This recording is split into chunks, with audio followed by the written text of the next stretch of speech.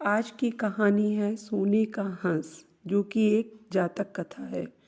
वाराणसी में कभी एक कर्तव्यनिष्ठ व शीलवान गृहस्थ रहा करता था।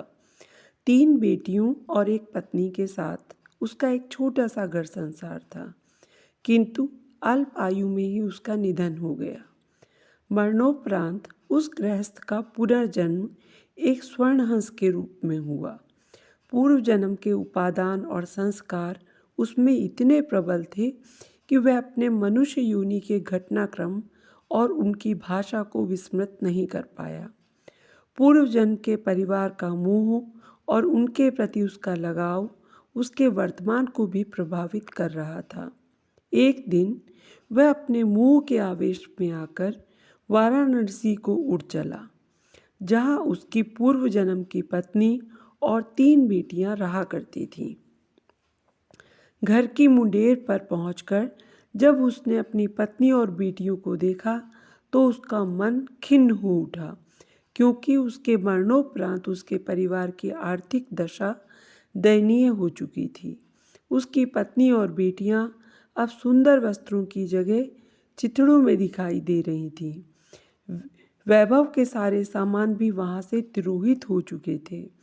फिर भी पूरे उल्लास के साथ उसने अपनी पत्नी और बेटियों का आलिंगन कर उन्हें अपना परिचय दिया और वापस लौटने से पूर्व उन्हें अपना एक सोने का पंख भी देता गया, जिसे बेचकर उसके परिवार वाले अपने दारिद्र्य को कम कर सकें।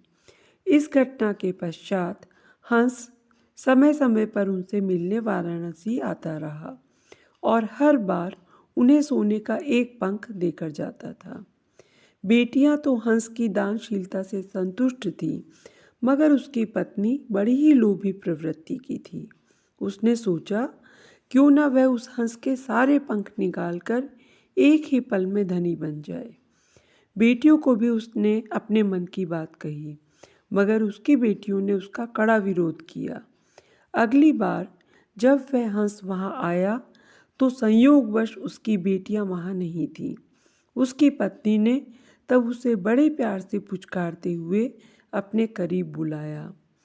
नर प्रपंच के खेल से अनभिज्ञ वह हंस खुशी खुशी अपनी पत्नी के पास दौड़ता चला गया, मगर यह क्या, उसकी पत्नी ने बड़ी बेदर्दी से उसकी गर्दन पकड़ उसके सारे पंख एक ही झटके में नोच डाले और खून से लथपथ उसके शरीर को लकड़ी के एक पुराने बॉक्स में फेंक दिया।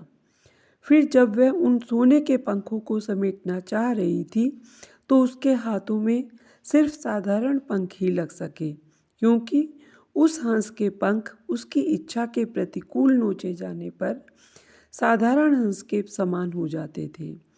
बेटियां जब लौट कर आईं तो उन्होंने अपने पूर्व जन्म के पिता को खून से सना देखा। उसके सोने के पंख भी लुप्त थे।